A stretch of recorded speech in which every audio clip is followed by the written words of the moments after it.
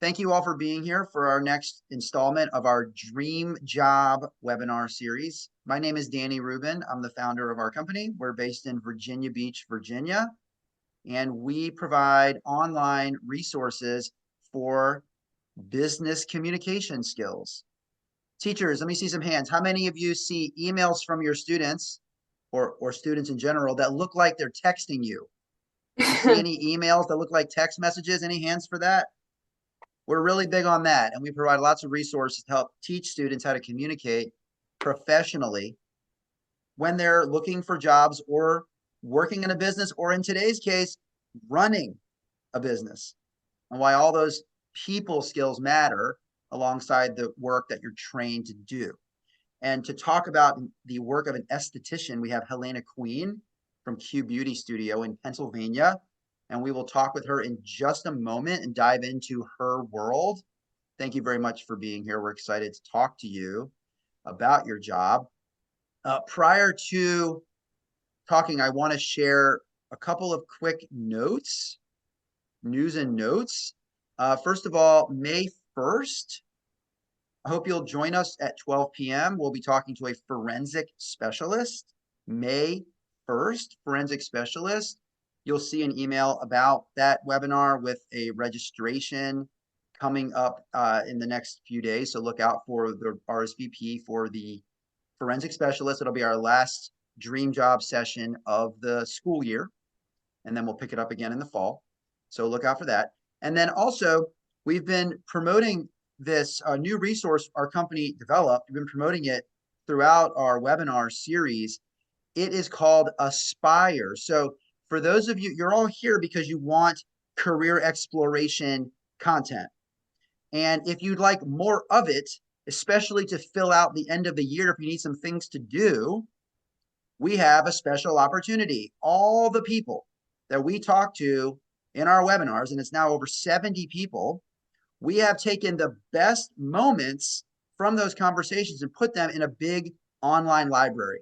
I'm going to be quiet here. I want you all to read across this list, and I want you to see the types of people we've spoken to.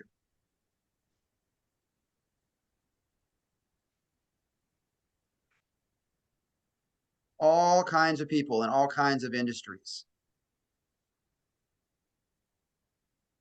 And everything is packaged up on a website right here with all the best moments from all the conversations. And it's a really easy way to jump back in and grab a little 2-3 minute clip, have a quick discussion in class, move on with something else, all based on the conversations that we've already held. And for those of you who uses Canvas here, any hands up for Canvas? If you use Canvas or Schoology, content can live right in your modules, in your materials area, one click and it opens. Okay, so if you want more career exploration content, in just a moment, I'll put a link in the chat for you to request these materials from us. All you have to do is request a quick meeting so we can, there's no cost for this school year. So you set a meeting with us and we'll provide these resources to you, and you can use it with your students the rest of the school year and into the early summer. So I'll provide that link to you in the chat in just 1 second. And prior to that, I'll bring in our special guest, Helaina Queen, and I'd like for her to introduce herself and tell us her background, how she came into her line of work and the type of work she does now. So go ahead, Helaina, say hello. Hi, everybody. My name is Helaina Queen. I am a Pennsylvania state licensed esthetician, and I got my foot in the door in this industry when I was very, very young. I competitive danced my whole life. So when I was in 7th grade, I took a little break and I started practicing doing my makeup, and that turned into me doing my friend's makeup. So I'm 22 years old, and I have been doing makeup on other people for money for about 10 years. So I was a COVID kid. I graduated in 2020, so all of school would have been virtual if I would have taken the college route, but I decided to use the money that I had saved and I went to technical school. So I got my esthetician license And in Pennsylvania, the requirement is 300 hours. I took a 400-hour program. I took my state boards and I passed them, and I have been working for myself ever since. I'm sorry, you said you're 22? Yeah, I'm 22. First of all, you don't carry yourself like you're 22. I would never have No. guessed that. And given what you're doing now, running not one but two businesses, that is incredibly impressive at your age. So let's start with, okay, you started 10 years ago, with friends. What types of training, classes, education did you receive along the way so that you could be capable of doing what you're doing now at age 22? So I'm very fortunate just because of like the age that I was when I started practicing makeup. A lot of my friends were beginning high school. So for homecoming and prom, everyone needed somebody to do their makeup. And I was often that girl. So, like, by the time I was a freshman in high school, I was going to the dances as well as all of my friends. So I would do makeup from 8 until 4 and then give myself 4 to 4:30 to get myself ready. But I honestly like never would have thought when I was in high school that I would end up with this career because the high school I went to really pushed like college. But I mean, as soon as I got into school, I started thinking about the continuing education courses that I would take. So the state of Pennsylvania doesn't require any type of like continuing ed to renew your license or anything. But since I've been licensed, I've taken probably like a dozen courses of continuing ed. And every time you take a class, you're giving yourself the opportunity to better your business, to offer more expensive services, do different types of more like hands-on stuff, like things that not everybody can do fresh out of school. So impressive. I want to start to welcome the teachers and students. If you visit the Q&A along the bottom of Zoom, please start to put your questions for Helaina in that space. Put your name and your school with your questions so we can give you proper credit when you do so. So people may describe you as someone who knows how to hustle. Would you say that's kind of who you are? Are you kind of wired that way?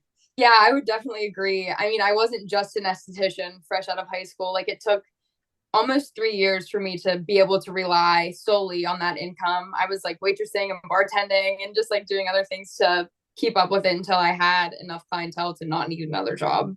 So let's back up and help make sure students understand what is an esthetician and what are you doing with clients each day? So, an esthetician is like a really loose definition, but it's basically a skincare professional. So, that can be anything from like body waxing to working like at a dermatologist's office doing like laser services, chemical peels. But like what I do is I shape eyebrows, I color eyebrows, I laminate eyebrows, I tattoo eyebrows, which is like really, really cool. I do a lot of skincare as well, and I work with like one brand. It's called DMK. So I'm able to take continuing education through that brand, which makes me so well versed in my products. Like I know them top to bottom. But another thing, like with the makeup, you don't have to necessarily have an esthetician license because you're not making a chemical change to the skin. So I wasn't technically doing anything wrong when I was like a teenager, like making money doing it on my peers. That's interesting because we often talk about how you can get experience with a job before you graduate. Right. And what I like what you did is you just started. You didn't even go to an esthetician or a beauty salon and say, "Can I shadow you?" Which I'm sure would be a good idea too, Oh, but yeah, you just started doing it, and that's how you got experience. absolutely. So you didn't wait for anybody to tell you to go. You just started, and because you have so much experience, 22, you probably have the skill set of someone who's far older because you've been doing this for so long. For sure. I definitely have. Like when I tell people that I've been doing makeup for 10 years and then they find out that I'm 22, they like it takes them back a little Yeah, yeah. I heard that number and I was like, "Oh, wait, what?" bit. Um, okay, so we have some questions coming in. And again, please try to put all your questions in the Q&A, not the chat, because the chat moves a little faster. It's hard to keep up. Cara Marie and her students say, how long did it take you to complete all of your requirements? So, school being a 400-hour program, that took me, it was scheduled to be 4 months, but that was honestly the worst part of my job. So, I was able to, it's all by hours. Like, you obviously have to pass like your exams and know your stuff, but I would get there 15 minutes early every day. So, every 3 days, I'd have an extra 45 minutes. So I got done like 2 weeks early, and that took like, it was less than 4 months to finish the whole program. And then I really hurried getting my license and taking my state board examination. But after that, as far as like education goes, for continuing education classes, they're usually one day. If you're really investing in taking an important one, it might take 2 days. So if you're not relatively local or willing to drive, you might have to find like hotel accommodations and all of that stuff, but not very long. Well, I'm not surprised you finished early. You seem like the Yeah. kind of person to do that and just find the extra hours of the day and just knock it out. Question from Lori Epic and her participants. Thank you, Lori, for always being here. What is your schedule? How many hours do you work? What is your routine like? So my schedule is pretty much determined by myself. The booking system that I currently have for clients that I'm not doing permanent makeup on, so like eyebrows, facials, eyelashes, makeup, um, I book that out 8 weeks in advance. So I have to have a pretty good idea of what I'm doing in the future so I can take those days off, because I have a really hard time finding open days within that 8 week schedule because my clients are coming back. But I know that I'm going to Las Vegas in May, so I took those days off. But Tuesdays, I work from 3 to 8. Wednesdays, I work from 12 to 6. Thursdays, I work from 3 to 8. And then Saturdays, I work from 10:30 to like 2 or 4 o'clock. If I get booked up, I'm able to go into my booking system and extend my hours. So that's like my set schedule every single week. And then for my permanent makeup clients, I do Mondays and Fridays. And that can, I try to be very accommodating for my clients. So that can be like as early as 11 or as late as 5 o'clock. But that isn't via my booking system. I take all of those appointments on a calendar by myself. Like no one else helps me. I need to talk to them and communicate with them before we book that. So what she said is she has two businesses that are side by side, right? Like physically side by side. Is that right? Yeah. Permanent makeup, tattooing, Yes. and then esthetician. So you're wearing two hats as a business owner of two businesses, I am. and you make it all fit every week. And it's busy, but would you describe it as like a good kind of busy, the busy you'd prefer?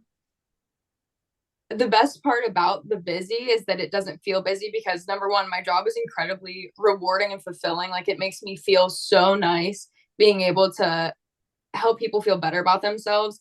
And it's not like when I was a waitress or when I was like a bartender, I don't have to go and like put in my hours and nobody's telling me what to do. Like it does not feel like a job. It's fun. I enjoy it. That's a great answer. Question from Nikki Wright, and that reminded me, Nikki, I want you to share in a second. I'll turn on your microphone. She said, did you consider going to your local career and tech center during high school for cosmetology? Did you ever learn classes that way? So I'm from a little town called Wheeling, West Virginia, and at my high school, the only like CTE programs were, I hate to say it, but like they were geared towards like boys. It was like welding, small engine repair, collision repair. The only like remotely girly class that I would have taken would have been botany, and it was only like one half semester class. But where I work in Washington, there is like a program. It's like VOTEC. So like those students can go to their high school for 4 periods, and then they'll go to the technical school for the rest of the day. But if I would have lived there, I would have done that. Okay, that's a fair answer. And that speaks to the importance of having a wide range of CTE classes available in different communities. And that's a big part of what we promote. So you could have taken more classes that you wanted to in high school if it was available. While I have you here, Nikki, I'm going to allow you to talk. If your microphone works, say something. Otherwise, I'll just explain what you showed me. But are you there, Nikki? Can you hear? Can you talk? I am. Can you hear Okay. me?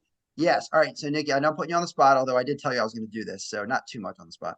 And so Nikki and her class, they're awesome, and they did an activity which anybody can take, right? Nikki, you're happy to share good activities. Absolutely. Tell us what you did in advance of today's session.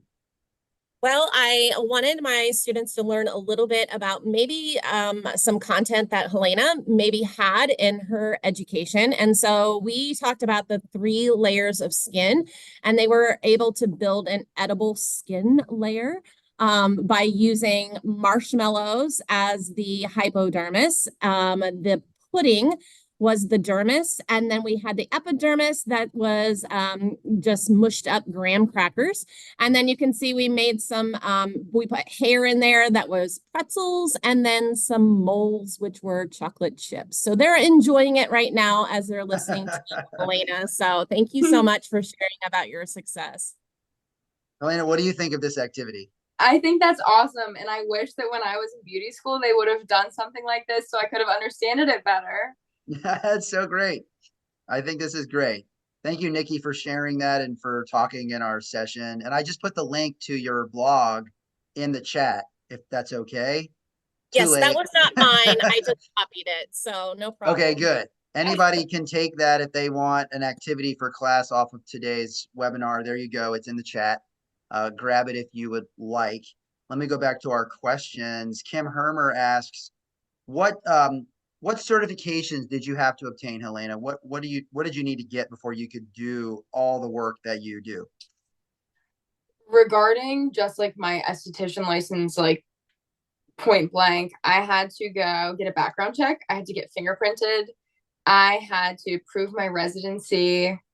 And I think that was about it. But you have to take all of that with you before you go to. Whoop.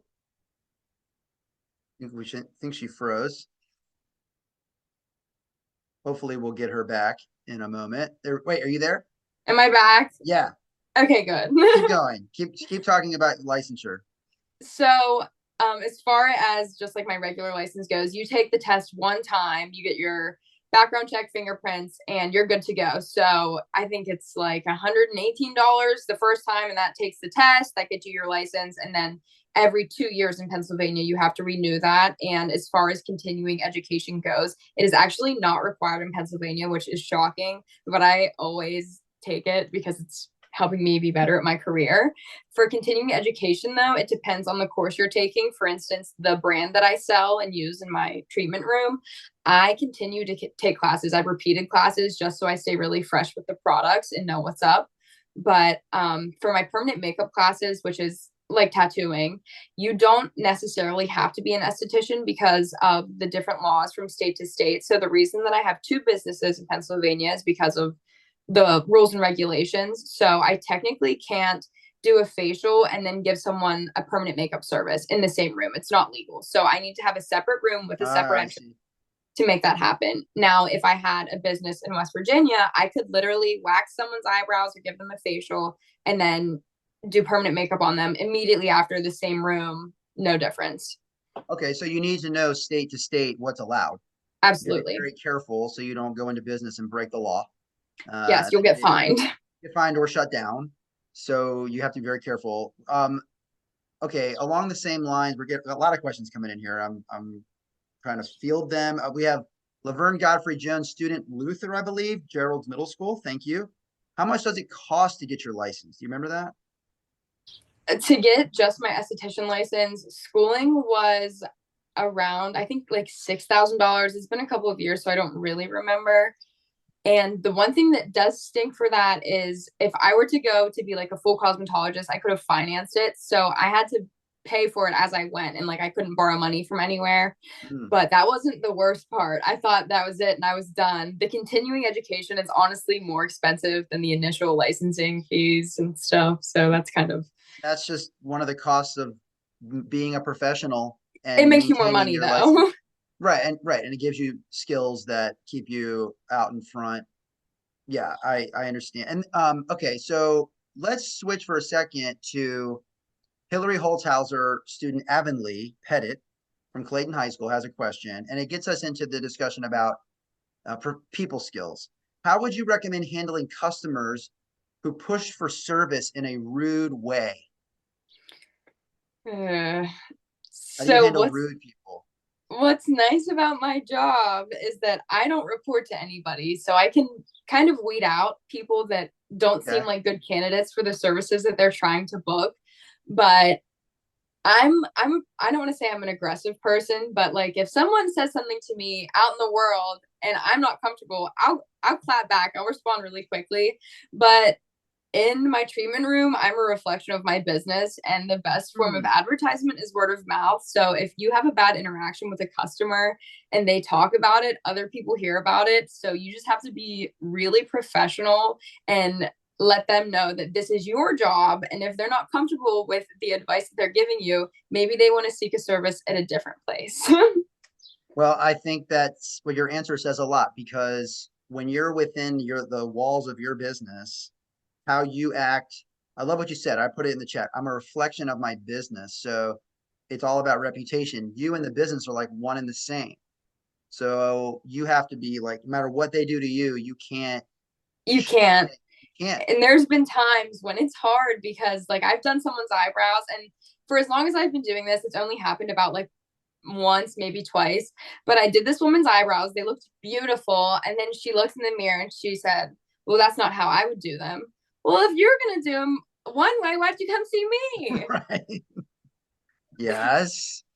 Fair question. um, okay. So let's just back up. Let's not speak about like worst case scenarios. Let's just say day in, day out. How do communication skills play a role in your business? Like how do you communicate with your customers ahead of appointments, when you're corresponding over the phone, if they call you, like what do you do and what's your game there? So anytime someone books a service with me on my online booking system, I have a little paragraph that basically says what to expect for that service.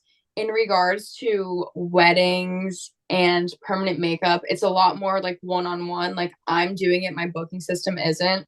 So you need to be very, very, very clear with clients, because not only do they think that you know almost everything regarding what they're booking, they also, you have to treat them like they know nothing. You need to be incredibly clear and concise, because I mean, the difference between a comma could literally make someone think something completely different than what they're reaching out about.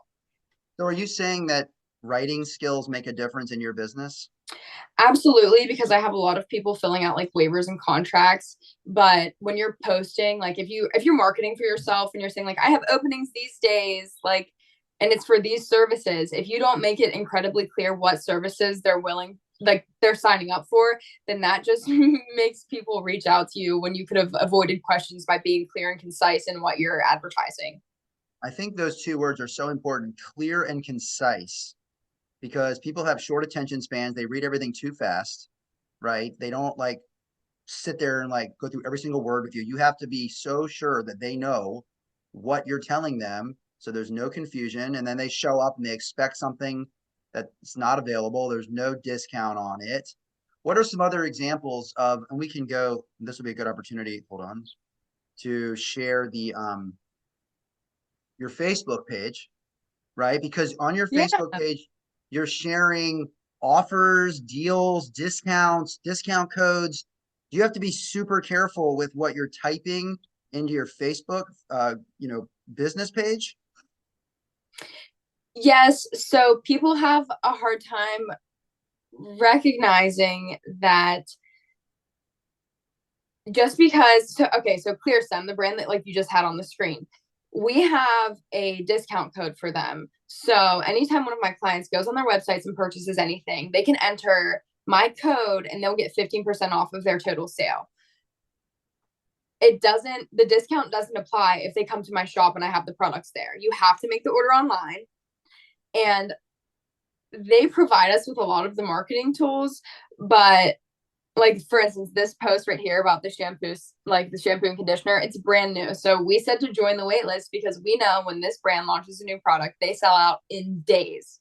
So if people don't see that post and somehow hear about the products being released, they will literally be like, do you have this in stock? And do I get my discount? No, we don't have it in stock because it just launched online. And you don't get a discount because the discount's only available on the internet. Like how it says shop here with discount, link right below it. Like they have to understand that. Yes, exactly. Like And these are real, because I'm sure that if they buy through here, you get some sort of referral bonus, right, through the Yeah. company. So like it matters to you, it matters to ClearStem. Like everybody needs to like be saying the same thing consistently. So you're not confusing your customers. Oh, she has these deals, but they don't make any sense. And I don't want to buy from her. I don't want to go to her. And all it takes is like one bad experience, right? And then they just go find somebody else. Yep. That's all it takes. You could be so great, and 99% of the time, and that one time you weren't careful, and they get turned off, and you Do you can't get want them back. to, if you want to scroll down, there's a post that I actually was not clear. Okay, that one. Go up. March openings. Okay. So Right. I made this post. I was with my little sister in Washington, D.C., and powder brows / lip blushing. These are both permanent makeup services. Me knowing what it is because it's my job, didn't think anything of it.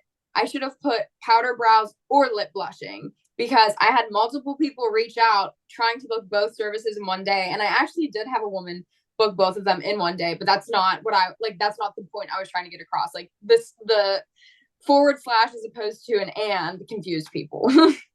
Well, I think this is a great example. I'm going to come back here to the group. A great example of what the world, like all the hats that you wear, because you do the work. You were out of office posting from somewhere else and just trying to get something online. And the littlest, the slash mark trip people up, It sure right? did. But this is what it is to be a business owner and do the work. And you got to think of all these little things. And Yeah. it speaks to the importance of being a good communicator. And that's why across all of our dream job interviews, whoever we're talking to, it all comes back to how you write and speak. Let me just one more question about the communication. We have a lot of other questions I want to try and get to. The phone. Do you have a phone in your business that people call your cell or like an office phone? And like, how do you speak to people on the phone? So I have a couple of rules. Probably in 2 years from now, I'm going to have a separate work number for my personal cell phone because it's really overwhelming and it can definitely invade my personal life. Like I have Right. a No really hard barrier. time.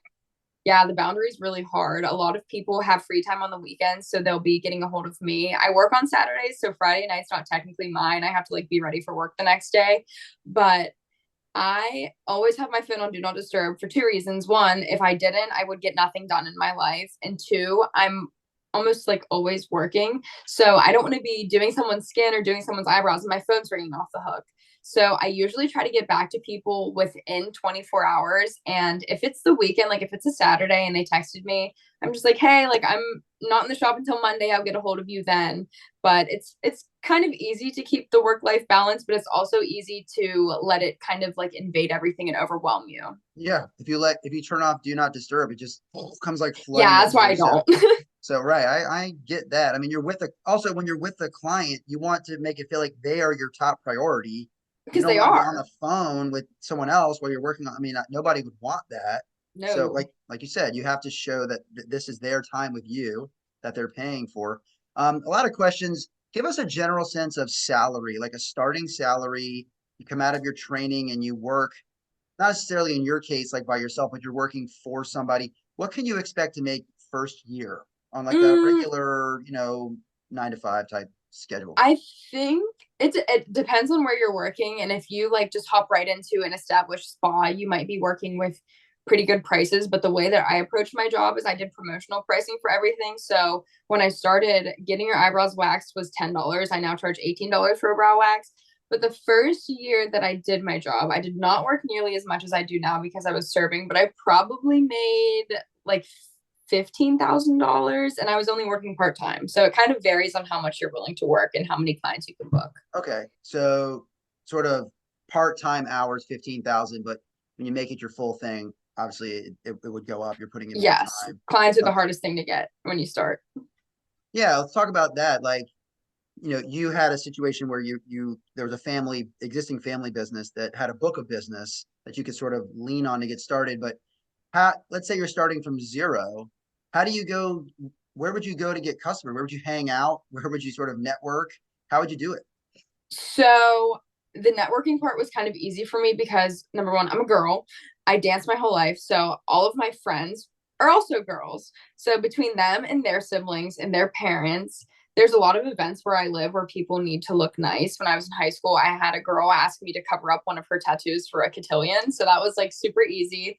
Okay. But I actually, even if it's like $1 a week, you can promote or like blow up your Facebook posts and your Instagram posts to reach other people. But I've had way more success in doing a really good job on somebody and then having them refer people to me. Just like word of mouth has been the best advertisement for my business, which is why I'm so bad at posting on social media. Well, we talked about it's everybody, every business owner. It's like the one more thing you got to think about before you put your head on the pillow is like, oh, I should have posted about that. I should have posted there. But like you said, if you do a good job for people, then they tell their friends and family, and you build your network. And then hopefully a lot of these people are. How many of your customers are? Would you say are repeat that they keep coming back to you over the course of a year? Almost all of them, because that's like how the business thrives. If they don't come back, then you're like seeking out new people every time you have an opening. Like I'd say probably 70% of my clientele returns multiple times in the year. Everybody, teachers or students, go in the chat. Tell me what percentage did she just say of like recurring customers? What percentage? That's pretty high. And that if you have that number, that'll ensure you're always in business and you've always got people coming through your door, right? So maybe it's that 30% that the social media could like, fill Right. in for you. But still, there you go. Thank you, everybody. 70%. That is excellent. And if you have that, you're always in business. You can always pay your bills and hopefully have some for yourself, left over at the end of each month. Okay, I'm going to ask one more question, a really sort of specific in the industry question for you, and then we'll pull back and start to wrap up. Jacqueline Burdett, students, Covington Middle. How do you help a client pick the right color for eyebrow microblading? Oh, that's a really good question. That's an awesome Deep question. question. So, color theory is really, really, really important. And some people have a natural knack for it, some of them do not. I learned color theory in beauty school. So, a lot of the people listening, you might know, like, if you get highlights and they're yellow and you don't want them to be yellow, you use purple shampoo because yellow and purple are across each other on the color wheel. So, with microblading people, a lot of the times the clients that come and see me are like, well, my hair is this color.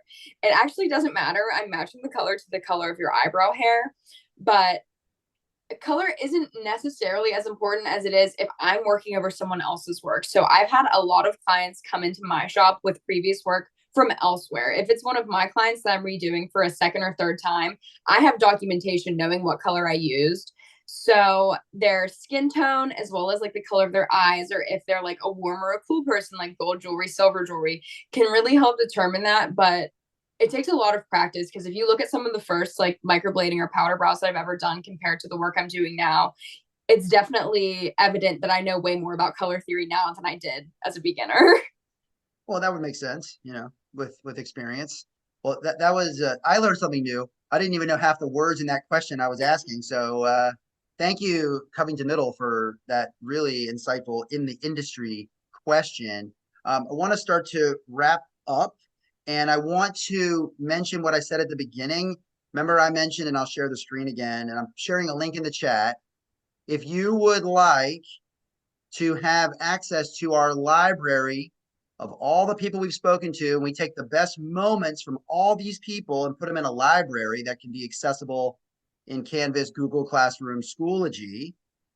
Please go click on the link in the chat right now and just book a short meeting with our team, with Chelsea on our team, and we'll give you access to this library. For example, here's an athletic trainer, and we've taken the best moments from the interview and put them, once it loads, put them right here. So we're going to take today's conversation, put the best moments, and there are many to choose from. Put the best moments in here so you can watch the best stuff from today's conversation and save yourself the time of having to jump around a 35-minute conversation. These are 1 to 2 minute clips with discussion questions and with certificates of completion for portfolios. So it's a really great resource, huge, over 250 video clips now, and we add to after every webinar. So if you would like this resource called Aspire, click on that link, book a quick meeting, we'll give it to you. All right, we'd love for you to use it the remainder of this school year. and tell us how it helped you fill the time, middle school or high school or post-secondary. All right, so that's our last offer on Aspire. We'll mention it again on May 1st when we talk to the forensic specialist. I want to thank Helaina for being here today. I thought this was an excellent interview. I'm so impressed with you, what you've already done at 22. You're going to be retired by 30, and we're all going to That's be the jealous. plan. Well, you would have earned it because you're putting in the time. And I hope that both of your businesses keep growing. Maybe the next time we talk to you, there's people working under you, There and might be. you've got a whole company and a whole brand going on. It really goes to show that when you start early in life with something you're passionate about, you get really good at it early, and then you can develop and grow things a lot faster to have more time when you're an adult to really like see where it goes. So I appreciate it. Any final thoughts you want to share, Helaina, with the students who are thinking about this career? So if anybody wants to be an esthetician, my biggest piece of advice is to keep a portfolio. So anytime even if you're just like hanging out with your friends, trying out like a makeup application on them, take a picture of it, keep a hold of that, put it on your iCloud or put it on a Google Drive or something, because tracking my progress, makeup alone from when I was a kid to now is incredible. It comes to me naturally, but the permanent makeup, especially looking at some of the first eyebrows I ever did, is like cringy now, but looking at the ones I did yesterday, it's like, wow, you really did that. You got better. You practiced. And that feels good, right? You like, man, I thought I was good then. Well, I'm much better now. And Yeah, you can really see that even 6 months go by and you can see a real difference in your own work, you sure right? Because you're can. doing it every single day. So thank you again. I'm sure your phone's been going crazy while we've been sitting here. So I've gotten a couple. I'll let you check your texts and your phone. And I want to thank you all for being here. We'll see you in 2 weeks for our last session with a forensic specialist. Until then, have a great rest of April. Enjoy the warm weather, I hope, wherever you are, and the sunshine. And we'll see you soon. Thanks again.